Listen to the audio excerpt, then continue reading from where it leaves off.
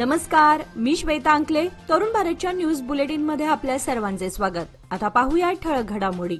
तब्बल महिनाभरापासून वळीव पावसाच्या आगमनासाठी आतुर असलेल्या बेळगाव शहरावर अखेर सोमवारी सायंकाळी 5 वाजता वळीव पावसाने हजेरी लावली. वादळी वारे, ढगांच्या गडगडाटासह जवळपास पाऊण तास झालेल्या पावसाने पाणीच पाणी केले. महिनाभरात सातत्याने 38 अंशापर्यंत गेलेल्या तापमानाने काहिली झालेल्या नागरिकांना तसेच शेतकऱ्यांना या पावसाने थोडासा दिलासा मिळाला. पावसापूर्वी सुटलेल्या वाऱ्यामुळे शहरात काही ठिकाणी फांद्या तुटून पडल्या, मात्र मोठं नुकसान झालेलं नाही.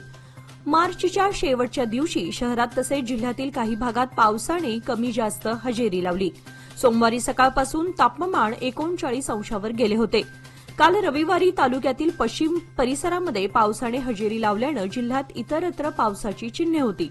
त्यानंतर आज संध्याकाळी जोरदार वारा आणि ढगांच्या गडगडाटासह वळीव बरसला.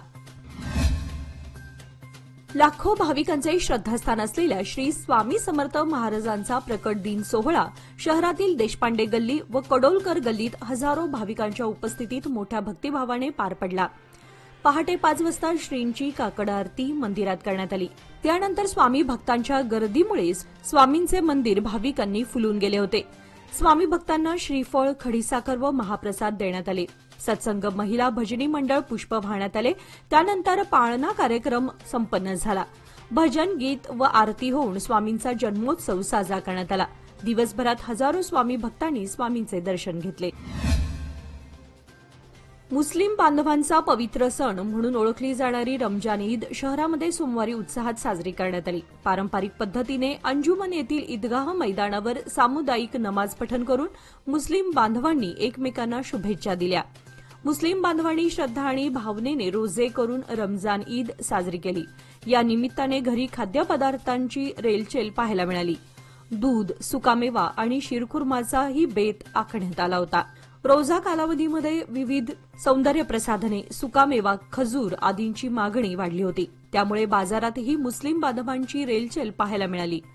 सोमवारी मुस्लिम बांधवांनी शुभेच्छा आणि भेटवस्तूंची देवाणघेवाण करून ईद मुबारक अशा शुभेच्छा दिल्या. यावेळी आमदार आसिफ सेठ, माजी आमदार फिरोज सेठ व युवा नेते अमान सेठ यांनी एकमेकांना शुभेच्छा दिल्या. बेळगाव ओमनगर येथील श्री दत्त त्रिपुर सुंदरी मठ येथे श्री स्वामी समर्थांनी श्री रंगय्या नायडू यांना स्वहस्ते दिलेल्या सिद्धहस्त कमल पादुकांचा प्रकट दिन सोहळा आज सोमवार दिनांक 31 मार्च रोजी सकाळी 10:30 वाजता श्री स्वामी समर्थांच्या नीलमणी, गणपती आणि सिद्धहस्त कमल पादुकांना 750 लिटर दुधाचा रुद्राभिषेक घालण्यात आला. या पादुकांचे दर्शन वर्षातून 4 वेळा भाविकांना होते. त्यामुळे आजच्या या सोहळ्याला अनन्यसाधारण महत्व आहे. त्यानिमित्त आज दुपारी तसेच रात्री महाआरती आयोजित करण्यात आली होती. उद्या मंगळवार दिनांक 1 एप्रिल रोजी सकाळी 11 वाजता मंदिराचे पुजारी किरण स्वामी नायडू यांच्या हस्ते श्रींचे पूजन व स्वामी परिवारातर्फे महाआरती संपन्न होणार आहे. तसेच दुपारी 1 ते 4 या वेळेत महाप्रसाद आयोजित करण्यात आला आहे. याचा सर्व भक्तांनी लाभ घ्यावा असे आवाहन किरण स्वामी नायडू यांच्याकडून करण्यात आले आहे. महाराष्ट्र एकीकरण युवा समिती सीमाभागच्या वतीने चंदगड विधानसभा मतदारसंघाचे आमदार शिवाजीराव पाटील यांची भेट घेण्यात आली. यावेळी युवा समिती सीमाभागचे अध्यक्ष शुभम शेळके यांना प्रशासनाने हद्दपारची नोटीस बजावली आहे. तरी या दडपशाहीच्या विरोधात महाराष्ट्र सरकारने आवाज उठवावा, यासाठी आमचा निरोप महाराष्ट्राचे मुख्यमंत्री देवेंद्र फडणवीस यांच्यापर्यंत पोहोचवा अशी विनंती करण्यात आली. यावेळी महिन्याभरापासून माझ्यासह कार्यकर्त्यांवर खोटे गुन्हे घालून करण्यात येणाऱ्या दडपशाहीच्या वृत्तपत्रातील बातम्या दाखवल्या. शिवाजीराव पाटील यांनी मुख्यमंत्री देवेंद्र फडणवीस यांच्याशी चर्चा करून आणि मराठी भाषेच्या तसेच सीमा प्रश्नासाठी आंदोलन करणाऱ्या युवकांच्या व खोटे गुन्हे घालून नाहक त्रास दिला जात असल्याचे निदर्शनास आणून देण्याचे आश्वासन दिले. यावेळी सरचिटणीस मनोहर हुंदरे, उपाध्यक्ष प्रवीण रेडेकर आदी उपस्थित होते. कर्नाटकातील बಳ್ಳारी जिल्ह्यातील होसपेट येथून गोवा येथील अनमोड येथे कोळसा वाहतूक करणारा 16 चाकी KA35D2833 या क्रमांकाचा अवजड ट्रक अनमोड घाटातून जात होता. यावेळी गोवा हद्दीतील मोलेम नजीक ट्रकचा पुढील भागाचा टायर पंक्चर झाल्याने चालकाने ट्रकला जॅक लावण्याचा प्रयत्न करीत असताना ट्रक मागील टायर अचानक फुटून आगीचा भडका उडाला. या दरम्यान ट्रकमधील संपूर्ण कोळशासह ट्रक आणि ट्रकचे सर्व 16 टायर जळून खाक झाले. दरम्यान फोंडा येथून अग्निशामक दलाला बोलावण्यात आले, परंतु तोपर्यंत संपूर्ण ट्रक आगीच्या भक्ष्यस्थानी पडला होता. या लागलेल्या आगीमुळे ट्रकचे अंदाजे 70 लाखाचे नुकसान झाले असल्याचे वर्तवण्यात येत आहे. या घटनेची नोंद मोलेम पोलीस स्थानकात झाली आहे. चिगुळे येथील शेतकरी अस्वलांच्या हल्ल्यात गंभीर जखमी झाल्याची घटना रविवारी गुढीपाडव्या दिवशी सकाळी 8 वाजता घडली. विलास हेमाजी चिखलकर वय वर्षे 55 असे अस्वलाच्या हल्ल्यात गंभीर जखमी झालेल्या शेतकऱ्याचे नाव असून त्याला उपचारासाठी बेळगाव येथील सरकारी इस्पितळात दाखल करण्यात आले, परंतु गंभीर जखमी असल्याने त्याला केएलई इस्पितळात हलवण्यात आले आहे. गेल्या 2 महिन्यातील ही दुसरी घटना असून कणकुंबी वनक्षेत्रात अस्वलांच्या हल्ल्यात शेतकऱ्यांवर हल्ले होण्याच्या घटनांमध्ये दिवसेंदिवस वाढ होत आहे. जंगली प्राण्यांचा बंदोबस्त करावा अशी मागणी शेतकरी वर्गातून करण्यात येत आहे. या भागातील शेतकऱ्यांना आपल्या शेत शिवारात फिरणंही मुश्किल झालं आहे. अस्वलाच्या हल्ल्यात जखमी झालेल्या विलास चिखलकरला माणगावच्या शेतकऱ्यांप्रमाणेच आर्थिक नुकसान भरपाई देण्यात यावी अशी मागणी शेतकरी वर्गातून करण्यात येत आहे. गोव्यातील फोंडा येथून मुंबईला जाणाऱ्या आणि टाटा कंपनीच्या माल वाहतूक करणाऱ्या कंटेनर ट्रक क्रमांक MH43CK5870 मधील बेकायदेशीरित्या वाहतूक करण्यात येत असलेली दारू पोलिसांनी जप्त केली आहे.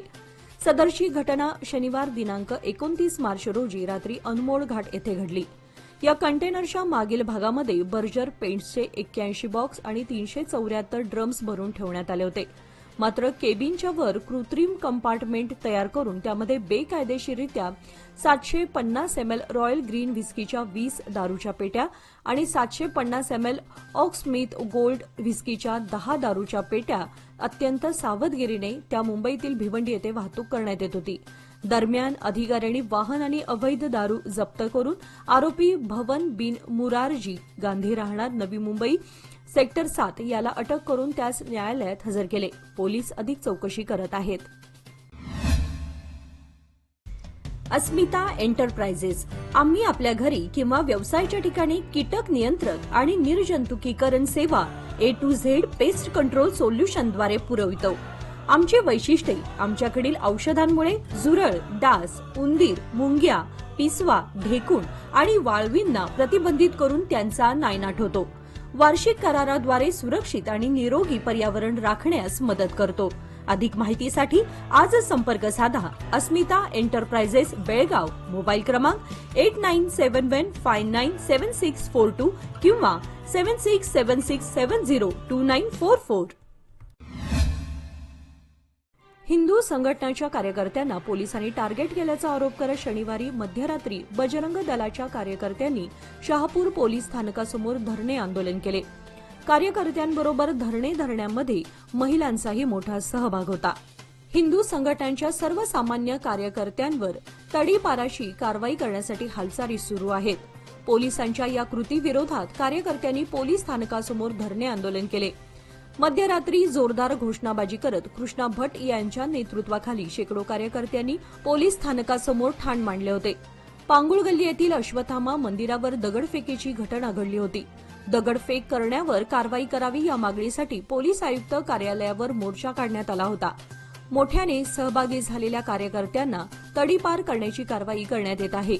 ही कारवाई थांबली नाही तर संपूर्ण राज्यात आंदोलन छेडण्याचा इशारा कृष्णा भट्ट यांनी यावेळी दिला. यावेळी शहापूर परिसरात पोलीस बंदोबस्तात वाढ करण्यात आली होती. त्याचबरोबर वरिष्ठ पोलीस अधिकारी घटनास्थळी दाखल झाले. मराठी भाषेसाठी लढणाऱ्या आणि अन्यायाविरुद्ध आवाज उठवणाऱ्या शुभम शेळके यांच्या पाठीशी ठामपणे उभे राहण्याचे आवाहन महाराष्ट्र एकीकरण युवा समिती बेळगाव यांच्या वतीने करण्यात आले आहे. मराठी भाषा, संस्कृती आणि हक्कासाठी सातत्याने लढणाऱ्या शुभम शेळके यांना पाठिंबा देण्यासाठी सीमा भागातील प्रत्येक मराठी भाषिकाने एकत्र यावे. पुन्हा एकदा कर्नाटक पोलिसांनी शुभम शेळके यांना तडीपारची नोटीस दिली आहे. या विरोधात सर्वांनी एकत्र यावे असे आवाहन युवा समितीने केले आहे. यावेळी कार्याध्यक्ष धनंजय पाटील, सरचिटणीस मनोहर हुंदरे, खजिनदार शिवाजी मंडोळकर आदी उपस्थित होते. गुढीपाडवा व रमजान ईदच्या पार्श्वभूमीवर पोलीस खात्यातर्फे रविवारी शहरात पथसंचलन करण्यात आले. काकतीवेस, खडेबाजार, दरबार गल्ली यासह संवेदनशील भागामध्ये पोलिसांनी पथसंचलनाद्वारे कायदा व सुव्यवस्था राखण्याचे अप्रत्यक्ष आवाहन केले. गुढीपाडवा व रमजान ईद लागोपाठ आल्याने पोलिसांनी महिनाभर विविध पोलीस ठाण्यांमध्ये शांतता समित्यांच्या बैठका घेऊन दोन्ही सण शांततेत आणि उत्साहात साजरे करण्याचे आवाहन केले होते.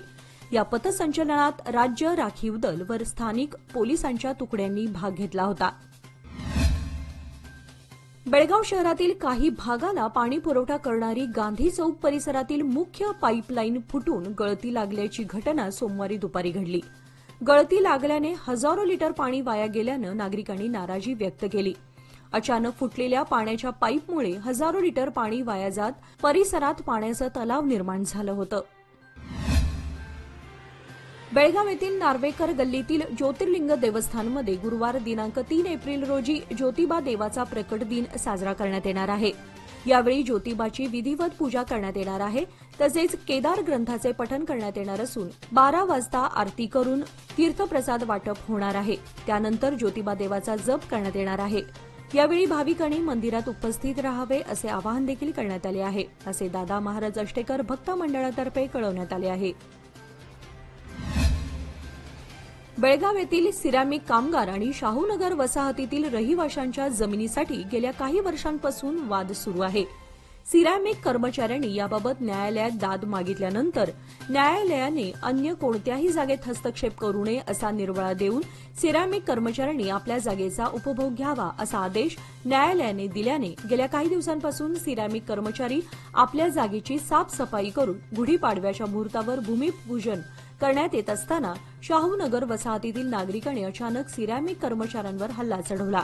यात संदीप पाटील वय 38, परशुराम पाटील वय 39 हे दोघे गंभीर जखमी झाले आहेत. त्यांना अधिक उपचारासाठी बेळगाव बिम्समध्ये दाखल करण्यात आले, तर अन्य 15 जण किरकोळ जखमी झाले. या प्रकरणी एका गटातील 8 जणांवर तर दुसऱ्या गटातील 2घांवर गुन्हा दाखल करून त्यांना अटक करून न्यायालयात हजर केल्यानंतर त्यांची हिंडलगा कारागृहात रवानगी करण्यात आली. चालकाचे गाडीवरील नियंत्रण सुटून मुधोळ आगाराची बस राणे बेळगली रस्त्यावरील पलटी होऊन झालेल्या अपघातात 20 प्रवासी जखमी झाले आहेत. त्यापैकी काहींची प्रकृती गंभीर असून जखमींना तातडीने बागलकोट येथील रुग्णालयात दाखल करण्यात आले आहे. घटनास्थळी माजी उपमुख्यमंत्री कारजोळ पोहोचून अपघाताची माहिती घेतली. चालकाच्या लापरवाहीमुळे अपघात झाल्याचा संशय त्यांनी व्यक्त केला. लोकमान्यच्या मुदत ठेव योजना म्हणजेच सुयोग्य कालावधीत सर्वोत्तम व्याजदर. आता तुमच्या गुंतवणुकीवर मिळवा 10.60% परतावा. अधिक माहितीसाठी आजच संपर्क करा 1800212405. लोकमान्य, प्रत्येक पावलावर तुमच्या सोबत. योजना फक्त सभासदांकरिता. नियम व अटी लागू. रजो निवृत्तीच्या काळात स्त्रीच्या आरोग्याची जबाबदारी कुटुंबाची असते, असे विचार सुप्रसिद्ध स्त्री रोगतज्ञ डॉक्टर मंजुषा गिजरे यांनी व्यक्त केले. आंतरराष्ट्रीय महिला दिनानिमित्त संजीवनी फाउंडेशनच्या वतीने आरोग्य जागृती मास पाळण्यात येत आहे. 8 मार्चपासून गर्भाशयाचे विकार, स्तनांचा कर्करोग या विषयावर व्याख्याने आयोजित करण्यात आली होती. यावेळी बेळगाव तालुक्यातील होनगा गावातील महिलांसाठी रजो निवृत्ती या विषयावर व्याख्यान ठेवण्यात आले होते. त्याप्रसंगी त्या बोलत होत्या. यावेळी व्यासपीठावर होनगा ग्रामपंचायत अध्यक्षा जिजाबाई धुडू, दीपज्योती फाउंडेशनच्या संस्थापिका अध्यक्षा ज्योती गवी आणि डॉक्टर मंजुषा गिजरे उपस्थित होत्या. कार्यक्रमाचे प्रास्ताविक आणि स्वागत जनसंपर्क प्रमुख पद्मा औशेकर यांनी केले. मान्यवरांच्या हस्ते रोपट्याला पाणी घालून कार्यक्रमाचे उद्घाटन करण्यात आले. यावेळी होनगा गावातील महिला मोठ्या प्रमाणात उपस्थित होत्या. कार्यक्रमाचे सूत्रसंचालन आणि आभार मिताली कुकडोळकर यांनी मानले. श्री गणपती भक्त मंडळ, कारभार गल्ली, वडगाव, बेळगाव श्री गणपती मंदिर आणि मारुती मंदिर येथे श्री गणेशाच्या मूर्तीची पुनःप्राण प्रतिष्ठापना काल रविवारी गुढीपाडव्याच्या शुभमुहूर्तावर करण्यात आली. यानिमित्त आज सोमवार दिनांक 31 मार्च रोजी वामनराव पै यांच्या अनुयायांतर्फे प्रवचनाचे आयोजन करण्यात आले होते. उद्या मंगळवार दिनांक 1 एप्रिल रोजी केणिया येथील महिला भजनी मंडळ यांच्यातर्फे सायंकाळी 6 वाजता भजनाचा कार्यक्रम. बुधवार दिनांक 2 रोजी सायंकाळी 5 ते 8 या वेळेत आरोग्य शिबिर. रात्री 9 वाजता शिवराज्याभिषेक नाटक.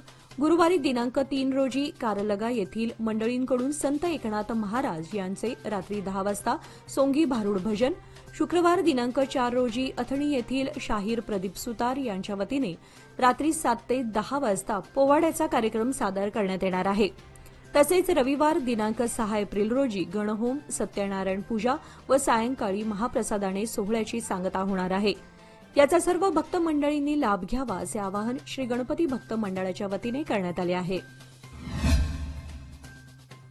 गुढी पाडव्या दिनी उत्साहावर विरजन पडावे अशी घटना बागलकोट जिल्ह्यातील सीतीमणी येथे घडली. नदीमध्ये पोहायला गेलेल्या 3 मुलांचा पाण्यात बुडून मृत्यू झाला. इलाळ येथील 3 मुले गुढी पाडव्या दिनी सीतीमणी गावानजीक असणाऱ्या कृष्णेच्या पात्रात पोहायला गेली होती. यावेळी त्यांचा बुडून मृत्यू झाला. मल्लाप्पा वय 16, परनगौडा वय 17 आणि सोमशेखर वय 15 अशी कृष्णा नदीच्या पात्रात बुडून मरण पावलेल्या मुलांची नावे आहेत. कुटुंबियांना ही माहिती मिळाल्यानंतर त्यांनी एकच आक्रोश केला होता. अग्निशमन दलाला माहिती देण्यात आल्यानंतर अग्निशमन दलाच्या जवानांनी नदीपात्रात शोध घेतला. यावेळी 3 सोमशेखरचा मृतदेह हाती आला होता. त्यानंतर आज दुसऱ्या दिवशी दुपारपर्यंत अग्निशमन दलाने दोघांच्या मृतदेहाचा शोध सुरूच ठेवला होता.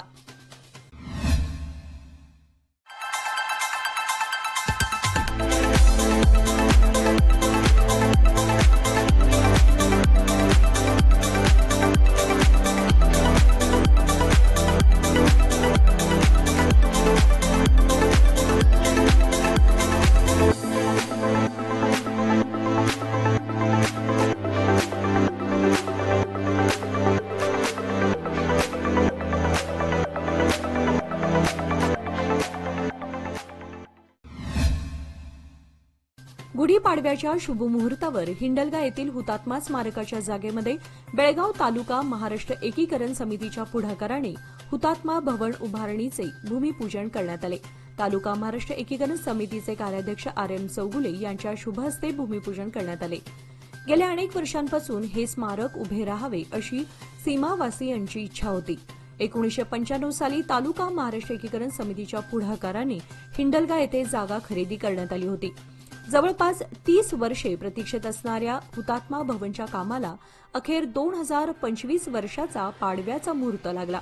जणू सीमा भागातील लोकांचे एक स्वप्न पूर्ण होत असून या कार्यक्रमाला माजी आमदार मनोहर किणेकर, कार्याध्यक्ष RM चौगुले आणि सचिव MG पाटील, आजी माजी लोकप्रतिनिधी, देणगीदार, सर्व घटक समित्यांचे पदाधिकारी आणि सीमा भागातील जनतेने मोठ्या संख्येने उपस्थिती लावली होती. पावसाच्या पाण्याचा निचरा होण्यासाठी लाखो रुपयांचा खर्च करूनही पहिल्याच वळिवाने येडुरप्पा मार्गासह फोर्ट रोड रस्त्याची दुर्दशा झाली आहे. थोड्याशा पावसातही परिसरातील रस्ते पाण्याखाली बुडाल्याचे चित्र दिसून आले. त्यामुळे अतिवृष्टी झाल्यास पूर परिस्थिती निर्माण होण्याची शक्यता नागरिकांनी वर्तवली आहे. या रस्त्यावर पावसाचे पाणी तुंबल्याने जवळपास 100 मीटर अंतराचा रस्ता पाण्याखाली बुडाला. त्यामुळे दुचाकीस्वारांना पदपथाचा आधार घ्यावा लागला. रस्त्यावर पाणी तुंबल्याने वाहतूक बंद पडण्याची शक्यता निर्माण झाल्याने वाहनधारकांना विरुद्ध दिशेने जावे लागले. याचबरोबर आजचे बातमीपत्र इथे संपले. अधिक माहिती आणि ताज्या घडामोडींसाठी पाहत रहा तरुण भारत न्यूज चॅनल. तसेच आमच्या चॅनलला लाईक, शेअर आणि सबस्क्राईब करायला विसरू नका. आणि विश्वासार्ह बातम्यांसाठी दररोज वाचा दैनिक तरुण भारत. धन्यवाद.